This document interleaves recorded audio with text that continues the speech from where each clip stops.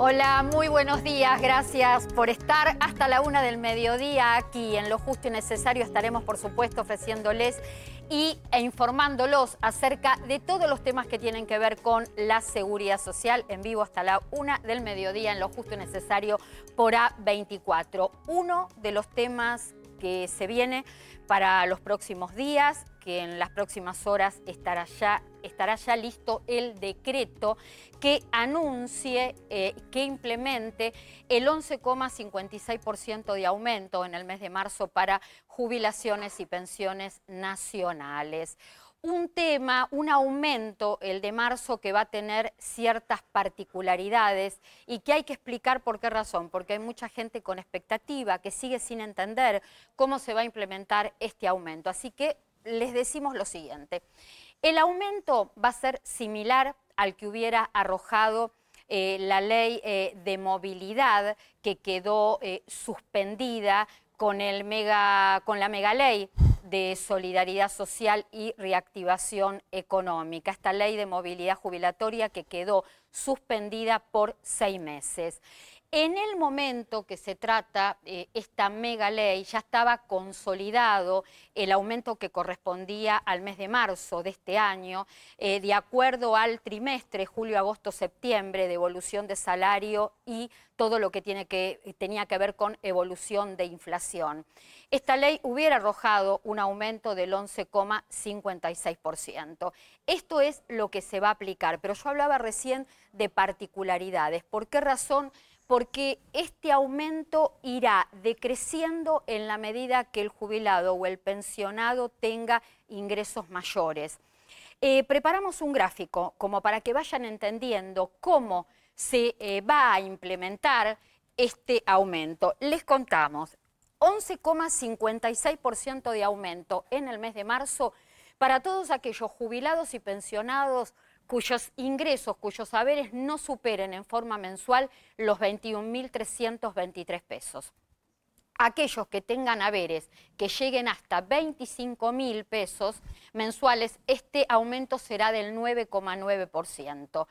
En el caso de aquellos que lleguen a cobrar entre 25.000 y 40.000 pesos, el aumento será del 6,2%, y aquellos que estén cobrando hasta el tope máximo de haber jubilatorio que estipula la ley, que son 103.064 pesos, cobrarán de aumento en el mes de marzo un 2,4%. Quiero seguir dejando este gráfico para explicarles que el 11,56% va a alcanzar a aproximadamente 4.500.000 jubilados y pensionados, que son los que estuvieron alcanzados también por el bono de diciembre y enero. El resto suman aproximadamente 2.800.000 jubilados y pensionados que están considerados en las franjas de haberes medios y haberes altos. El gobierno está reforzando la idea, para que se entienda, que el presupuesto destinado a pagar el aumento del mes de marzo, que serán 18.000 millones de pesos, es exactamente el mismo presupuesto, pero nada más que repartido de otra manera, repartido en cuanto al porcentaje de aumentos por rango de ingresos mensuales. Prioriza, el gobierno sigue reforzando determinados conceptos porque está priorizando a los sectores más vulnerables, los más postergados. Esto desde acá yo lo considero una medida acertada. ¿Por qué razón? Porque siempre hablamos de los jubilados del haber mínimo, que están muy por debajo de la canasta, que han sido siempre los postergados y que además en cada crisis económica de la Argentina son los que más sufren. ¿Por qué razón? Porque no pueden hacerle frente al costo de vida, pero además cuando pase esa crisis no se recupera, el poder adquisitivo perdido no se recupera. El gobierno también lo que está reforzando por estos días es el tema de este aumento en marzo, un aumento que también se decidirá para el mes de junio y en el mientras tanto la elaboración de un proyecto para una nueva movilidad jubilatoria. El tema es que a partir de acá, en el mientras tanto, mientras se elabora este proyecto de ley de una nueva movilidad, en los próximos días, a partir de que se conozca este decreto de aumento del 11,56%, va a haber dos posiciones encontradas. Por un lado, un gobierno que trata de dar una movilidad a todos, repartida de otra manera, pero a todos al fin, sosteniendo toda esta medida en un contexto de emergencia económica, donde entra la emergencia previsional, y determinados jubilados y pensionados que cobran haberes medios, haberes altos, que no van a estar alcanzados por el 11,56% y que van a ver que no se cumple con un aumento del mes de marzo que ya estaba consolidado al momento de la sanción de la mega ley de solidaridad social y reactivación productiva. ¿Esto puede traer litigiosidad? Sí, puede traer litigiosidad. Dentro de un ratito, de unos minutos, en el transcurso del programa vamos a estar hablando del escenario que va a quedar planteado en los próximos días y también de los cambios y de los anuncios que se vienen en materia de seguridad social. Simplemente lo que quiero reforzar como para cerrar la idea y toda esta explicación acerca del aumento del 11,56% del mes de marzo que va a salir por decreto es que cuando se piense, cuando se esté elaborando un proyecto para una nueva movilidad, se tiene que pensar en el equilibrio, por supuesto, porque se tiene que implementar una ley de movilidad que pueda pagarse, que pueda cumplirse, pero además un proyecto que sea de equidad, que deje en pie de igualdad a todos los jubilados y pensionados y que por supuesto sea la movilidad que venga, guarde ciertos principios, proteja el carácter alimentario de todas las jubilaciones y pensiones y que proteja el principio sustitutivo de cada jubilado, el principio sustitutivo de lo que cada jubilado aportó en actividad para después cobrar lo que le corresponde. ¿Necesitamos equilibrio? Sí, porque la situación fiscal es complicada en la Argentina, pero sin perder el principio de equidad y sin perder el principio de todo lo que tiene que ver con el carácter alimentario y sustitutivo que tiene la jubilación de todos, la jubilación de todos los beneficiarios, jubilados y pensionados de la República Argentina. Ya volvemos.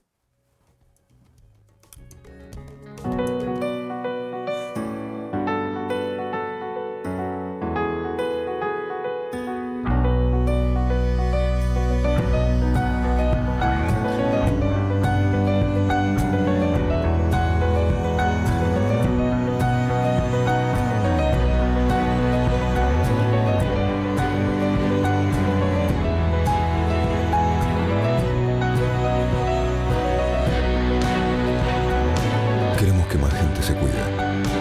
Más de 500 charlas de prevención en todo el país durante el último año. Súmate vos también. Conoce más en osde.com.ar. La red de farmacias es el sistema de salud más eficiente del país para que accedas a tus medicamentos y recibas información del servicio farmacéutico adecuado.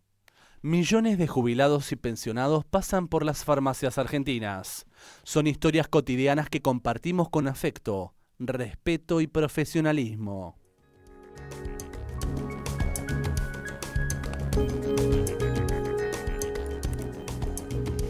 Estamos en la mesa con Leo Anzaloni, economista, con Gabriel Greiserstein, abogado previsionalista, para hablar de todo lo que tiene que ver justamente con el bolsillo, con la inflación y con salarios y jubilaciones. Leo, se conoció en estos últimos días la inflación del mes de diciembre, 3,7%, que lleva a una inflación anual en el año 2019, esto es lo que dejamos, del 53,8%. Un panorama muy complicado porque esto va a tener, esta inflación altísima va a tener un efecto de arrastre también en el 2020. Claro, absolutamente. Vos tenés ya, por una cuestión estadística, un arrastre que va a ser muy alto el primer trimestre, creo yo, del año. Además, acordate que el gobierno tuvo que hacer unas modificaciones con aquellos artículos que el gobierno anterior le había quitado el IVA, una medida mala, hecha de mala manera. Entonces eso va a impactar también en la inflación. Me parece que hasta mitad del año, del actual, del 2020, vas a tener todavía un recalentamiento inflacionario. Por otro lado, me parece que hay ciertas medidas que buscan contener eso. Pero hasta mitad de año me parece que vas a tener una inflación elevada, ¿no? Se está hablando, por lo menos las estimaciones privadas hablan de un enero donde la inflación va a estar más o menos a la par de lo que fue diciembre. Se habla de también es probable, aproximadamente 3,7%. Y una inflación anual en el año 2020 que arrojaría un 43%.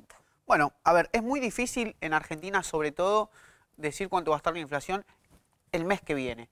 Ahora bien, me parece, yo soy un poco más positivo en cuanto a la segunda parte del año. Me parece que ahí vamos a tener un fuerte freno de la inflación porque vos tenés una economía que se empieza a mover y eso de alguna manera lo que hace es bajarla. Pero no va a estar muy lejos de eso. Creo que una inflación en torno al 40%, más de 13 puntos menos que el año 2019, me parece que puede andar por ahí. De todas maneras, 43, 40 es un montón de inflación. Es muchísimo. Creo que el gobierno es consciente de esto y por eso creo que hay algunas medidas tendientes a morigerar el efecto de la inflación. ¿Vos a qué te referís? ¿Al congelamiento de tarifas, postergación del aumento de combustibles, lo del tema del bono a jubilados? Definitivamente. Este bono que se le dio, bueno, esta cifra fija a trabajadores como parte de pago de paritarias. A ver, ¿cuáles son las medidas tendientes a contener la inflación? Lo dijiste vos, muy importante, enfriar lo que es los aumentos de la nafta. Sobre todo, vos sabés que cuando aumenta la nafta eso se traslada a todos los precios de la economía. Bueno, el presidente decidió que no se dieran aumentos. El resto de las energías, luz y gas, también contenidos. Y otra cosa muy importante para la inflación es que el dólar no vuele por los aires como nos tiene a nosotros acostumbrados. Bueno, con este famoso cepo, una de las cosas que se consigue es tranquilidad cambiaria. Por otro lado, vos lo que estás haciendo es darle a los sectores más vulnerables la capacidad que puedan comprar. Cuando los sectores vulnerables pueden comprar, eso reactiva la economía. Y en una economía en tan malas condiciones como la que todavía está la nuestra, esos dos factores, el de contener tarifas y el de mover la economía, hace que la inflación se frene. Pero claro, no es inmediato. Hay, como decimos los economistas, un rezago, una tardanza en el tiempo para que esto se pueda ver en la realidad. A mí me gustaría sumar a Gabriel justamente porque la tendencia, por lo menos esto fue anuncio del gobierno desde que estaba en campaña, Alberto Fernández, este tema de darle prioridad a los jubilados y pensionados de menores ingresos. Hablábamos en la apertura del programa de un 11,56% de aumento en el mes de marzo, que el 11,56% es un aumento promedio. Es un aumento ¿Por promedio. qué razón? Porque se van a ver más beneficiados en cuanto al tema de aumento, un aumento más alto del 17,52%, aquellos que están por debajo de los 21.000 pesos. Los que cobran la mínima van a recibir un aumento del 17,52, que, si te digo la verdad, yo proyectaba que fuera mayor, porque habiendo recibido un bono, que su nombre técnico es subsidio extraordinario, habiendo recibido eso y poniéndole en el bolsillo al jubilado 19.000 pesos, después bajárselo a 16.500 es muy duro. Tuvieron 2 meses de 19.000 pesos y ahora le baja a 16. Esa parte es muy dura. Si algo está diciendo el gobierno que es correcto, es desindexar las jubilaciones. Las jubilaciones no tienen por qué y no vas a encontrar un solo fallo que te diga que tienen que estar atadas a la inflación. Están siempre relacionadas con el salario del activo. Y por el otro lado, lo que me parece mal es considerar vulnerable a un jubilado por la cuantía de su haber solo porque cobra la mínima y no, por ejemplo, te puedes tener un jubilado que es propietario, cobra la mínima, recibe el subsidio, otro jubilado que alquila y cobra 20.000 pesos y está más desprotegido que el otro. Todos los jubilados son vulnerables. Eso no lo digo yo, lo dice la Corte. Bueno, y además todo jubilado tiene un derecho adquirido.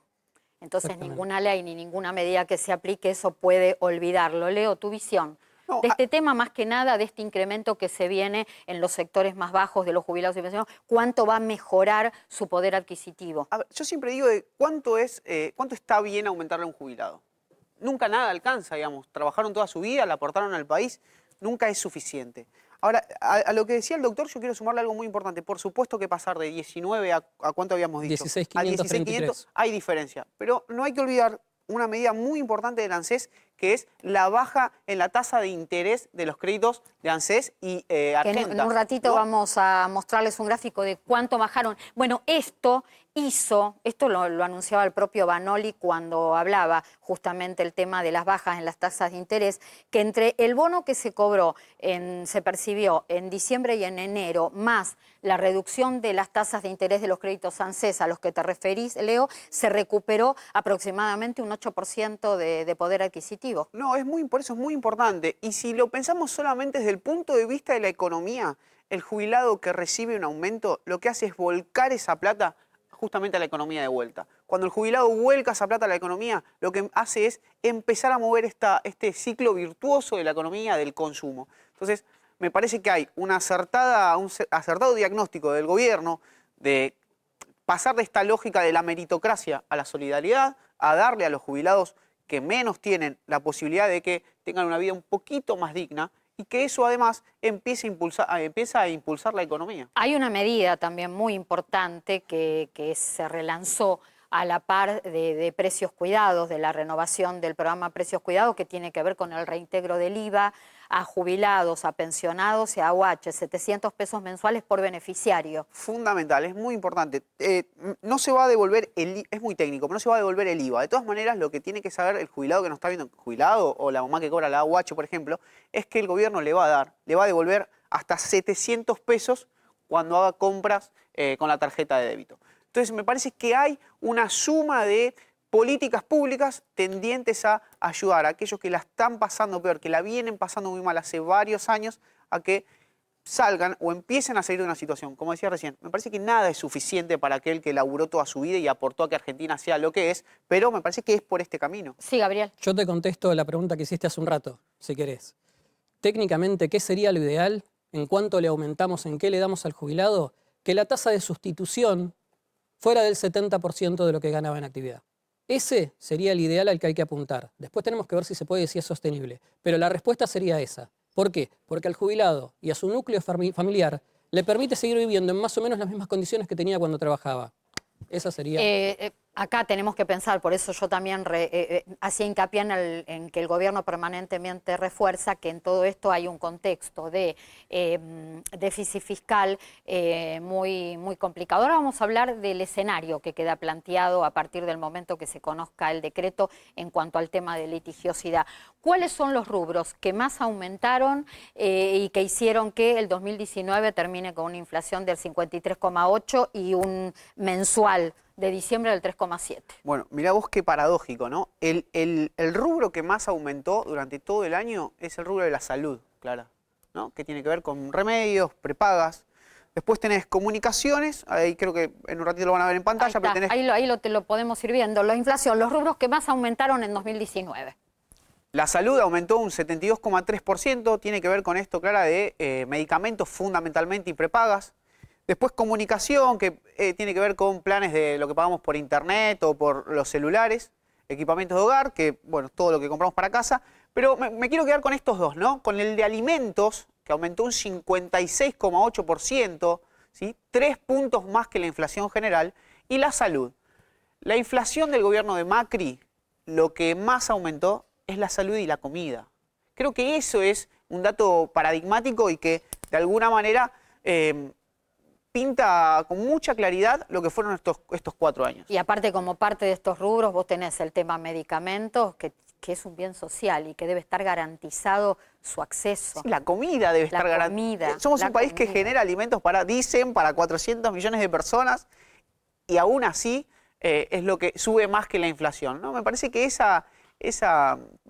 los datos que dábamos recién hablan por sí solos. Y te sumo, cuando la Defensoría de Tercera Edad de la Ciudad de Buenos Aires calcula semestralmente la canasta básica, lo que necesita un jubilado, un pensionado para vivir, el rubro alimentos es el que se lleva la mayor parte del presupuesto. No, definitivamente, definitivamente. Por eso digo, yo a pesar de las críticas y a pesar de que seguramente todo se pueda mejorar, me parece que, insisto con esto, el diagnóstico del gobierno es el acertado. No podemos, la comida no puede valer lo que vale en Argentina, los alimentos no pueden salir lo que salen. Entonces me parece que el gobierno enfoque sus políticas públicas hacia los sectores que menos poder de compra tienen, que son los que más sufren, me parece que está bien. Críticas y para mejorar, seguramente hay que discutirlo y qué sé yo, pero me parece que es por acá. Leo, lo último, medidas como todo lo que tiene que ver con precios cuidados,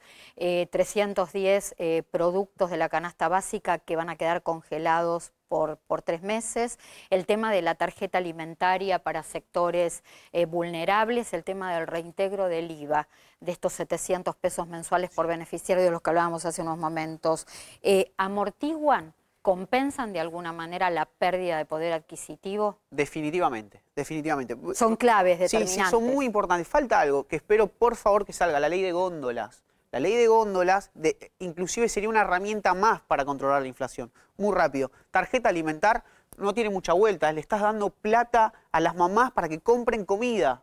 No hay más vuelta, no hay más análisis. Es excelente en una situación como esta.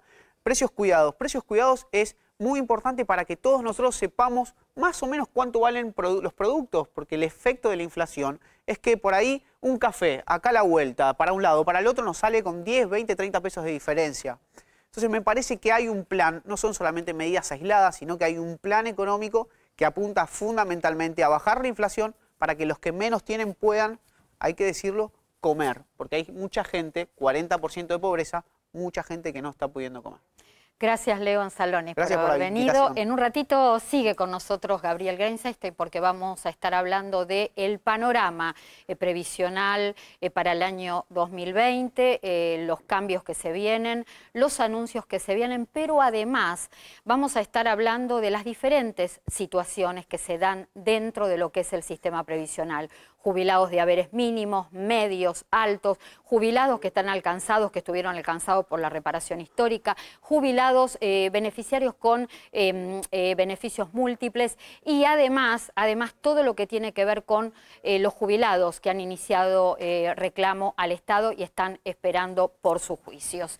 En un ratito con Gabriel vamos a seguir hablando de todo el tema previsional. Mientras tanto, algo que mencionaba recién Leo Anzalone y tiene que ver con las bajas, la baja de las tasas en los créditos ANSES, bajas de intereses para los jubilados. Ustedes saben que tienen acceso a los créditos ANSES, tanto jubilados y pensionados contributivos y no contributivos, como titulares de AUH. Sí, titulares de AUH, entonces jubilados del 42 al 31,5% bajó la tasa de interés, y en el caso de las AUH, los titulares de AUH, del 48 al 36%. Hay algo importante que tenemos que decir, que tiene que ver con las cuotas de los meses de enero, febrero y marzo, que no se van a cobrar, ¿sí? No se van a cobrar justamente para ayudar al bolsillo de los jubilados y pensionados y de todo lo que tiene que ver con AUH, y además todo el tema de las tasas de interés. Bueno, aquellos que estén tratando de solicitar un nuevo crédito, es importante que sepan que no lo podrán hacer hasta el mes de abril, ¿sí? Bueno, mientras tanto, es importante contar que tienen la posibilidad de sacar estos créditos hasta en 60 cuotas, y estos créditos van desde 5.000 a 200.000 pesos, ¿sí? Por supuesto que la cuota no puede afectar más del 20% de lo que se cobra de haber. y la posibilidad lo puede sacar un beneficiario hasta los 90 años cumplidos al momento del cierre, de la cancelación del préstamo que se está solicitando a través de la Administración Nacional de Seguridad Social. Tenemos que hablar de calidad de vida, tenemos que hablar de salud, más que nada en el verano, con las fuertes temperaturas y los alimentos. Nos acompaña Nadia Krisic, nutricionista, ¿sí? Para justamente ayudarnos a hablar de este tema que puede traer complicaciones y enfermedades en esta época del año. Se necesita un orden, Exacto. Se necesita un orden para todo lo que tiene que ver con comprar alimentos, prepararlos, cocinar y almacenar. Exactamente, sí, es una época donde estamos como más expuestos al riesgo de lo que serían las enfermedades transmitidas por alimentos, ¿sí? Que muchas veces se confunde con que me cayó algo mal, tuve una gastroenteritis, y en realidad es una intoxicación alimentaria. Entonces ahí es donde tenemos que estar muy atentos a los síntomas que tenemos, atendernos con el médico. Muchas veces cuando nosotros tenemos una intoxicación alimentaria, los síntomas son muy similares a los de la gastroenteritis, ¿sí? El tema del dolor abdominal, la fiebre, náuseas, vómitos, que esto puede llevar a una deshidratación. Pero estar muy atentos, o sea, a esos síntomas, que no es me cayó mal solamente una comida, sino que me intoxiqué con un alimento. Y en realidad, bueno, ahora vamos a hablar de la prevención, pero más que nada estar atentos a atenderme con el médico, hidratarme bien, tratar de no tomar nada que pueda frenar esa diarrea y que las bacterias queden en el intestino. Que de alguna manera tape los síntomas, exactamente. Y que no es una gastroenteritis, sino una intoxicación por ingerir un alimento en mal estado. Exactamente. Así que más que nada estar atentos a eso sería como la principal comunicación. Nadia, hablemos de la prevención. ¿Cuáles son los recaudos que hay que tomar desde el mismo momento que uno sale de su casa y decide ir al supermercado, hacer las compras para el consumo diario? Bueno, cuando nosotros vamos al supermercado generalmente hacemos como un recorrido y vamos por las góndolas eligiendo lo que compramos. La realidad es que todo lo que sea fresco, por ejemplo los lácteos, leche, queso, yogures, tratar de dejarlo para el último momento donde lo ponemos en el carrito de compras y lo llevamos y lo vamos a pagar. Como que no estemos una hora dando vueltas por el supermercado con todo ese tipo de alimentos frescos, ¿sí? Que tienen mucho riesgo porque no pueden estar más de una hora fuera de la heladera. Entonces, tratar de dejar eso para el último momento de la compra, y si nosotros vamos a pedir que la entrega sea a domicilio, por ejemplo, delivery del supermercado, tener cuidado. Esas cosas llevarnos, o sea, con nosotros, cosa que las refrigeremos. El tiempo que se corta la cadena de frío. Y sí, porque en realidad más de una hora no puede estar, y hay veces que en un supermercado grande quizás estamos mucho más tiempo hasta que llegamos a casa y guardamos todo, más de una hora. Por eso dejarlo como en los últimos minutos, agarrar ese tipo de productos y ya llevarnos esta mercadería a casa como para que no quede. Nadia, ¿a qué producto fuera, bueno, de todo lo que necesita heladera y freezer, ¿a qué productos tenemos que tener, a qué alimentos tenemos que tener o ponerle mayor cuidado a la hora de prevenir, por ejemplo, intoxicaciones? Uno siempre habla del tema del huevo en mal estado, que las intoxicaciones son fuertes, pueden ser graves. No sé si es mito o es verdad, y hay algunos otros productos más de los que se puede hablar, mencionar y destacar. Sí, principalmente, bueno, los huevos es un alimento que tiene que estar siempre bien cocido, o sea, conservarlo en la heladera y tiene que estar bien cocido. Las carnes todas, sean carnes de vaca, carne de pollo, cerdo, o sea, la refrigeración principalmente siempre, o sea, no cortar la cadena de frío. Pasa muchas veces con el tema de la conservación, es que a veces nosotros lo frizamos y para descongelarlo lo dejamos afuera de la heladera. Y ese es un riesgo terrible, o sea, eso tiene que estar descongelado dentro de la heladera, o sea, nosotros lo bajamos del freezer a la heladera y una vez que se descongeló, recién ahí lo podemos cocinar. No podemos del freezer a temperatura ambiente. Exactamente. Y cometemos mucho ese error. Sí, eso es un clásico terrible que pasa mucho porque en realidad el alimento se empieza como a descongelar por la parte externa, la parte interna queda más congelada y ahí se empieza como a llenar más de microorganismos que en esta fecha, o sea, no es lo mismo en casa cuando quizás tenemos una temperatura de 10 grados, o sea, 7 grados, y ahora que tenemos una temperatura ambiente que supera los 25 grados, es como el caldo, nosotros decimos, de cultivo perfecto para que se desarrollen más microorganismos. En esta época del año se habla mucho de evitar la contaminación microbiana. Esto tiene que ver justamente con el tema de los microbios que se trasladan al cuerpo a través de los alimentos. Exactamente, lo que pasa es que como el ambiente, por la humedad, por el calor, la temperatura que hay, favorece a que se desarrollen de forma más rápida. Entonces nosotros decimos, bueno, en invierno quizás no pasa si nosotros lo dejamos un poquito más de una hora fuera de la heladera por, no sé, porque comimos y dejamos justo algún alimento, pero en esta época no puede estar ningún alimento más de ese tiempo fuera de la heladera, porque estamos más propensos a que hay mayor desarrollo de microorganismos por la temperatura, la humedad, el calor, todo eso desarrolla más. La salmonelosis. Sí. es una especie de intoxicación en el cuerpo. Exactamente, sí, es una infección por una bacteria que es la salmonela, que está presente, uno lo tiene como más conocido en el huevo, o sea, como que lo transmite más que nada el huevo crudo, pero en realidad está en el intestino del animal, entonces eso lo puede transmitir a través de, o sea, las carnes crudas, los lácteos que se pueden contaminar. Quizás nosotros dejamos una carne descongelándose y que empieza a gotear arriba de un lácteo, que puede ser un queso, y nosotros el queso después lo comemos crudo, entonces eso ya transmite la salmonelosis, o sea, si esa carne justo estuvo infectada por esta bacteria, lo que genera es como la infección de los otros alimentos también, pero principalmente lo transmiten los huevos, las carnes crudas, o sea que por más que esa carne o ese huevo tenga salmonela, que es esa bacteria, si nosotros la comemos cocida, ya evitamos ese tipo de infección por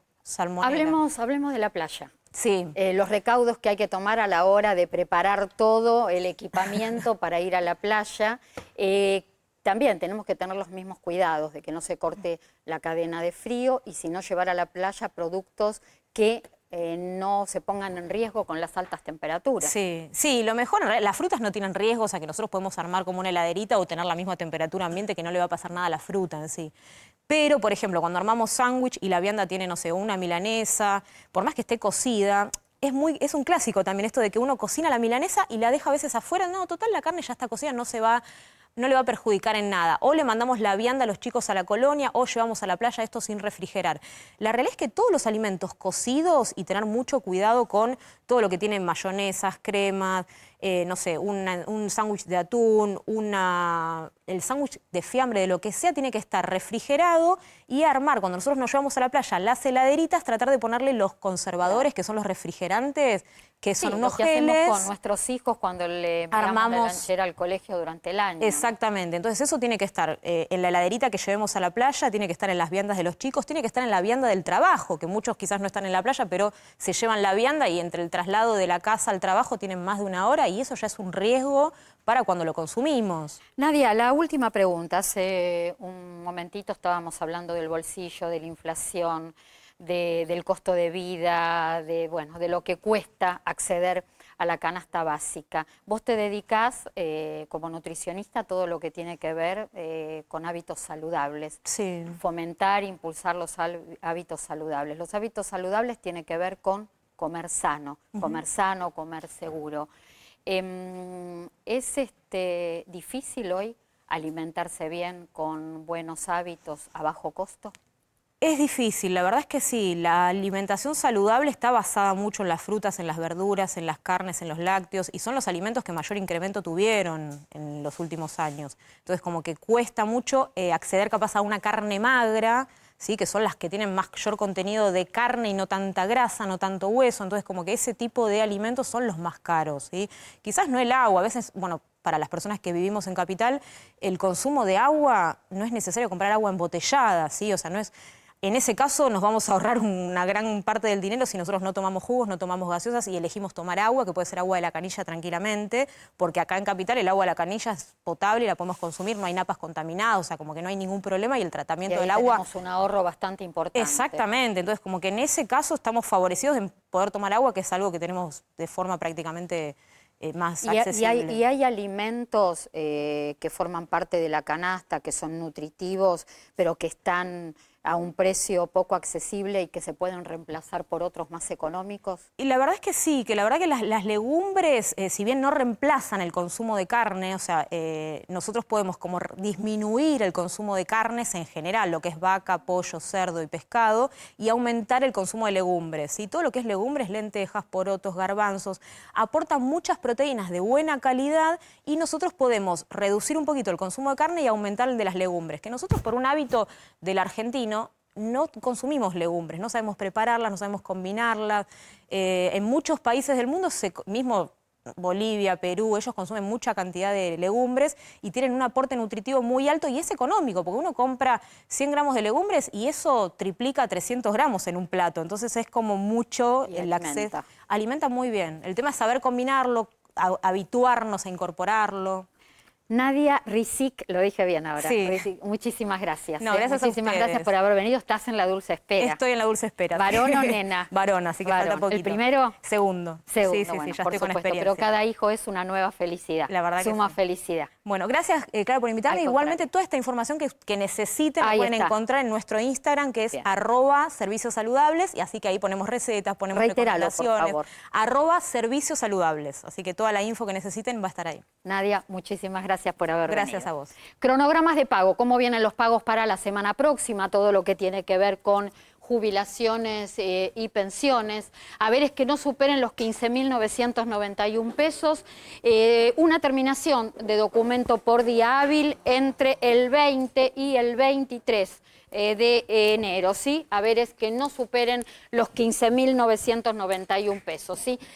Seguimos con otra placa, siguiente placa, corresponde a haberes que superen los 15.991 pesos. Documentos terminados, este es el tercer grupo de pago, donde se abonan 2 terminaciones de documento por día hábil, 24 de enero, ¿sí? Ahí tenemos entonces el otro cronograma de pago que corresponde a jubilados y pensionados nacionales, y asignación universal por hijo se paga y familiar, asignación universal por hijo y asignaciones familiares, porque este cronograma de asignaciones se ha unificado en los últimos meses, mensual de enero, una terminación de documento por día hábil entre el 20 y el 23 de enero. Hay tiempo para cobrar los beneficios, siempre y cuando no se tenga acreditada la supervivencia, y se tiene acreditada la supervivencia solamente con la utilización de la tarjeta de débito es suficiente, pero si no se tiene acreditada al día la supervivencia, hay tiempo para percibir hasta el 10 de febrero. Bueno, habíamos prometido seguir hablando con Gabriel Greinstein del panorama previsional que se viene para el año 2020, de las modificaciones, de los anuncios. Y contame, haceme una descripción de lo que se viene y de cómo está la seguridad social este año. Se viene un año de cambios por todos lados. Contanos, Gabriel. Yo quiero destacar que nos había costado muchísimo tener una ley de movilidad. Y considero que siempre es mejor tener movilidad por ley que no tenerla. Se eligió el camino de estratificar y darle una suma fija a todo el mundo. Para mí es incorrecto, y lo que va a suceder es que de continuar por este camino, hacer tanto en marzo como en junio una suma fija para cada beneficiario, vamos a tener problemitas. Que reiteremos, el promedio del aumento de marzo es 11,56%, que depende lo que cobre de ingreso el jubilado, es lo que cobrará de aumento. Promedio es el 11,56%. Pero para todos aquellos jubilados y pensionados de la mínima, el aumento será del 17,52%. 17,52%, que lo lleva a 16.533 pesos. Perfecto. Bueno, hablábamos del panorama con el que se encuentra, todo lo que tiene, con lo que se encuentra el nuevo gobierno, en todo lo que tiene que ver con jubilaciones y pensiones. Pero vos nos armaste un detalle de las distintas situaciones que se dan en el panorama previsional del 2020. ¿Por qué no empezamos a contarlos mientras ponemos el gráfico? Arranquemos por los que yo considero que están en la peor situación de todas, que son aquellos que están en edad de jubilarse pero no tienen los aportes suficientes. Se restringió mucho el acceso a la PUAM, no sabemos si la PUAM va a tener una continuidad, y no hubo, a pesar de que el mismo color político que tenemos ahora en el gobierno es el que instituyó, y fíjate esto, van a cumplir 15 años las moratorias previsionales. Sí, exactamente. Ya van a cumplir 15 años. Desde el año 2004 vigentes. Es medio como decir me duele la panza y en vez de ir al médico sigo tomando algo para el dolor de panza. Bueno, de alguna manera las PUAN lo que venían, la idea era sustituir a las moratorias. Claro. Ahora, ¿las PUAN van a desaparecer o se van a equiparar al valor de lo que está la jubilación ordinaria mínima? Yo creo que las PUAM van a desaparecer, no se va a permitir el acceso de esa forma, quizá haya una nueva forma de acceso al beneficio, y creo que las van a convertir con este principio de solidaridad en jubilaciones ordinarias. ¿De dónde va a salir el dinero para cubrir ese 20% de diferencia entre una PUAM y una ordinaria? Y probablemente de los saberes mayores. Sigamos, jubilados de la mínima y jubilados medios y altos. Contame cómo viene esta parte de la historia. Los de la mínima van a ser los más beneficiados, evidentemente, porque son los que están considerados como más vulnerables en este momento. Los de la media, los que están más cerca de la mínima, probablemente reciban un aumento que sea superior al 11,56%, pero ya a partir de, si no me equivoco, a ver, dame un segundito que me fijo, a partir de los 25.000 pesos quedan por debajo del 11,56% y se van a ver lamentablemente perjudicados. Jubilados de la mínima, jubilados de beneficios múltiples y aquellos que han adherido a reparación histórica. Yo espero de todo corazón que a los beneficios múltiples los tomen por separado y les den el aumento como si fueran una mínima cada uno. Y después los que adhirieron a reparación histórica, bueno, se ven desfavorecidos porque muy probablemente se licúe lo que recibieron respecto a lo que reciben los saberes mínimos y medio bajos. Jubilados con juicio de reajustes en curso, con juicios al Estado. Yo le recomiendo de todo corazón, quizá esperar a junio, pero que estén preparados y que vean la posibilidad de plantear dentro del trámite que tienen en curso, reclamar las diferencias por estos dos aumentos por decreto que se van a dar. Si es que resulta confiscatorio, puede ser la vara para medirlo el salario de los activos, la evolución del salario de los activos, o puede ser la vara para medirlo el aumento de las jubilaciones mínimas. Acá quiero sumar, me está escribiendo Adrián Trócoli, abogado previsionalista, parte del equipo de Lo Justo y Necesario, y me cuenta, para que yo comparta obviamente con ustedes esta opinión, a un jubilado de mitad de la escala le representa una pérdida de medio haber al año. Este aumento que se va a definir por decreto. Esto es más o menos válido por unos meses si no se anuncian medidas de recomposición aplicables a partir de julio, porque si no se recompone, se tendrá que recurrir nuevamente a los tribunales. Este es el tema que un poco genera ruido y va a generar polémica en los próximos días. ¿Es así, Gabriel? Volvemos a lo que le pasó al señor Badaro, volvemos al año 2007, básicamente. Que lo que no teníamos era una ley de movilidad que le garantice a todo el mundo un aumento, eran discrecionales y por eso, como la variación de los activos fue del 88,57% y al señor Badaro le dieron muy poquito, porque cobraba más de 1.000 pesos, tuvo que ir a tribunales, tuvo que hacer todo un litigio y bueno, le salió favorable y se abrió la puerta que reclamen los demás. Adrián Trócoli también plantea algo interesante. Me dice que esta forma de distribución, lo que va a ser a la larga o a la corta, sin hasta tanto veamos qué va a pasar con una nueva ley de movilidad, que yo confío que sea la acertada para la gente, dice que esto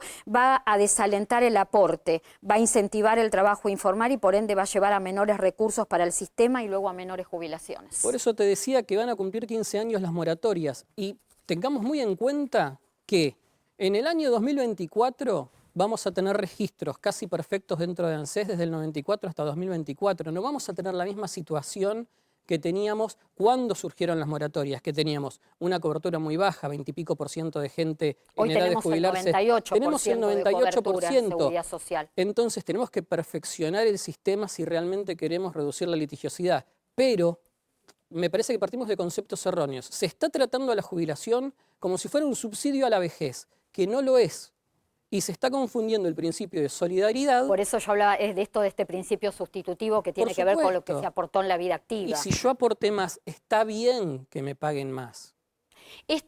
Lo último, Gabriel, este aumento promedio del 11,56% que va a implicar en los saberes mínimos, en concreto un aumento del 17,52%, pero menos en los que cobran más, ¿puede plantear un escenario de litigiosidad parecida a lo que ocurrió en el 2007 con caso Badaro o lo que ocurrió en el 2017 cuando el gobierno de Macri decidió modificar la movilidad jubilatoria? No nos olvidemos que la Corte tiene el caso Fernández Pastor en este momento justamente para resolverlo.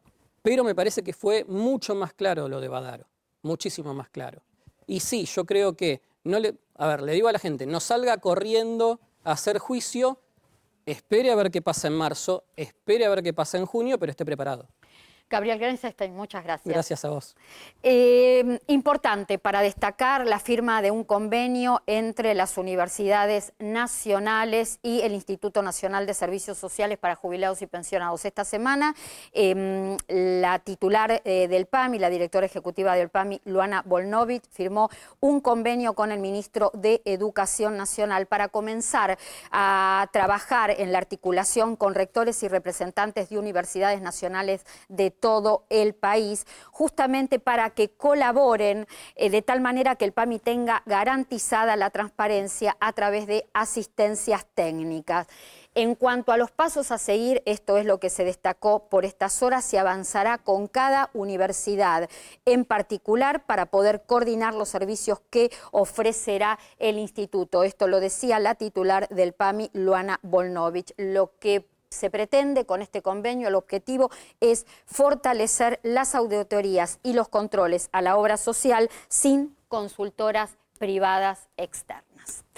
Le damos la bienvenida a Ludmila Marcotte, y yo siempre la presento y digo, seguimos conociendo y recorriendo la Argentina, el país, a través de tus ojos y a través de tu experiencia. Elegiste un tema súper lindo, porque tiene que ver con la calidad de vida, con la salud, con el ¿no? turismo salud, digamos. Con el turismo salud, ahí me gusta. Y que es de bastante interés para los seniors en general, ¿no? Termas. Las termas. Las termas, primero hablar un poco de las termas, qué son y para qué sirven, ¿no? Vale. Porque, a ver, ¿qué es una terma? Las termas son aguas minerales que salen del suelo a una temperatura mayor a 5 grados que la superficie, digamos. Ese es el concepto de las termas. Y tienen infinitos beneficios en cuanto a la salud. Imagínate que ya estamos hablando que las antiguas civilizaciones antes de Cristo ya usaban lo que son los baños termales para todo lo que son en ese momento como propiedades curativas, ¿no? Paliativas a lo que es los médicos, o sea, iban para sanarse de determinadas enfermedades. Así que bueno, un poco cuáles son, para qué benefician puntualmente las termas. Problemas respiratorios, por ejemplo, es uno de los grandes beneficios, sinusitis, ¿no? Lo que es todo las enfermedades de la piel, como puede ser la psoriasis. Después todo lo que son más que nada vinculados con dolores musculares, artritis, reuma, están diagnosticados que la gente, por ejemplo, vos vas con una herida abierta hoy, te vas a una terma y enseguida te metes, te cicatrizan. Entonces, todos estos beneficios son elegidos y más puntualmente para la gente que elige el turismo salud, ¿no?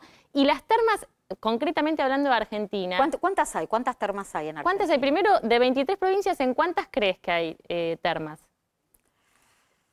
Mira, hay 400 baños termales en 20 de las 23 provincias, distribuidas en 20 de las 23 provincias. Las provincias que tenían termas. 20 de las 23 es mucho y además, bueno, una de ellas que es como la capital nacional de las termas, que es donde más termas hay, en más de 10 complejos termales, que después vamos a llegar porque incluso en la encuesta que hicimos fue la más mencionada claramente por sus distintos complejos 20 provincias de la Argentina 23. tienen termas, que hacen un total de más de 400 Exactamente. termas en todo el país. Ahora, la pregunta es, ¿cuáles son las más visitadas? Mira, nosotros Las más encuestamos concurridas. a personas seniors de Capital Federal. Primero le preguntamos, che, ¿alguna vez en tu vida fuiste a una terma? Y la verdad es que el 80% nos dijo que sí. El 80% de los seniors que encuestamos fueron alguna vez, manifestaron que fueron a una terma. Y después, bueno, te voy a decir el top 3, que a mí siempre me gusta postular para darle un poco más 3, 2, 1, a ver. 3, 2, 1, vamos. empezando por el 3, que está, vamos a hacerlo participar.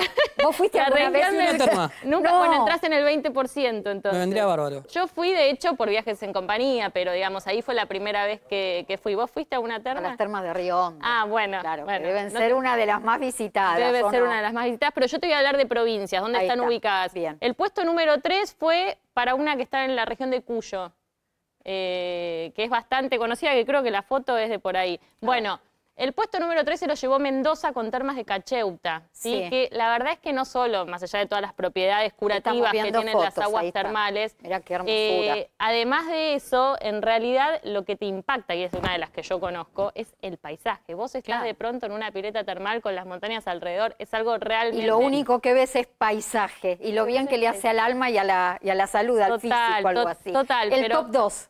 Top 2 tiene algo que ver con lo que vos dijiste, ya es muy, lo acabas de mencionar antes, fue la segunda, la provincia, porque estoy hablando de la provincia. Santiago del Estero, ¿sí? Con termas de Río Hondo fue la segunda más nombrada de las visitadas.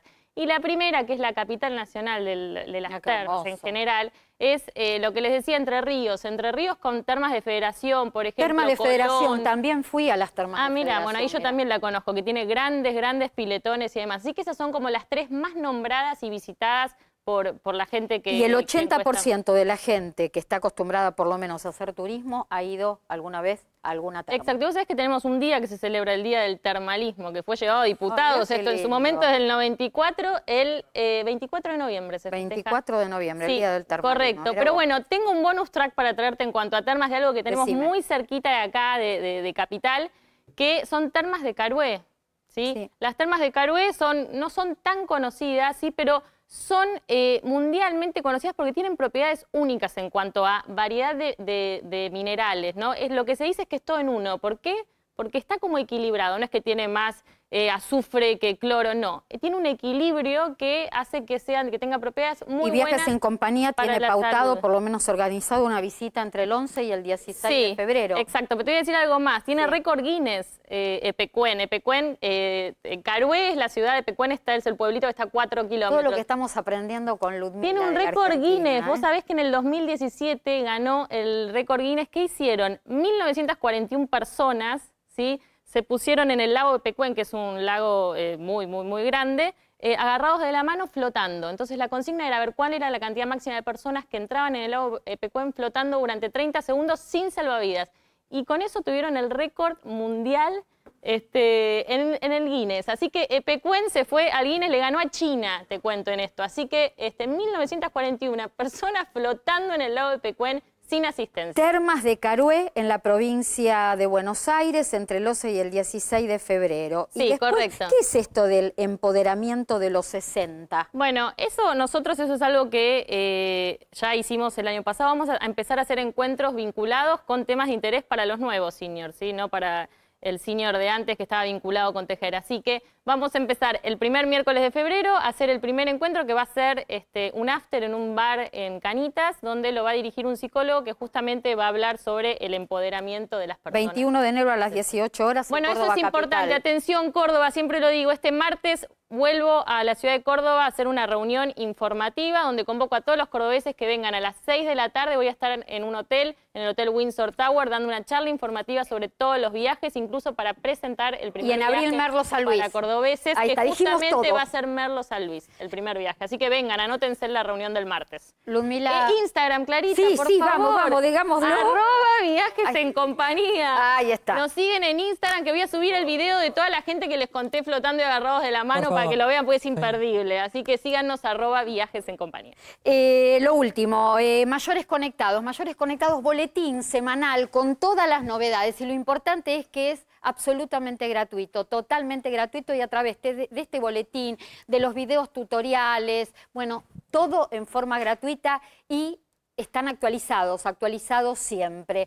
Toda la información que necesiten en la página de mayoresconectados.com.ar y si no, en la página de Face de Mayores Conectados Argentina. Le mandamos un saludo, un abrazo muy fuerte a Jorge Escaramuzo y que se mejore su mamá. Con ya no hay más tiempo, ya nos están echando, bueno, yo quería un ratito más porque como vengo de vacaciones estoy con toda la pila, chicos. Bueno, gracias por habernos acompañado, gracias por Gabriel, invitarme. gracias Ludmila, Gracias. gracias a todos ustedes por estar siempre del otro lado. Nos reencontramos el próximo sábado a las 12 del mediodía, después de Vivo el Sábado, el señor Edu Bataglia, a quien le agradezco haberse puesto al frente de Lo Justo y Necesario Grande, Edu. el sábado pasado. Gracias a todos, buena semana y nos reencontramos en 7 días en Lo Justo y Necesario por A24 a las 12 en vivo. Chau.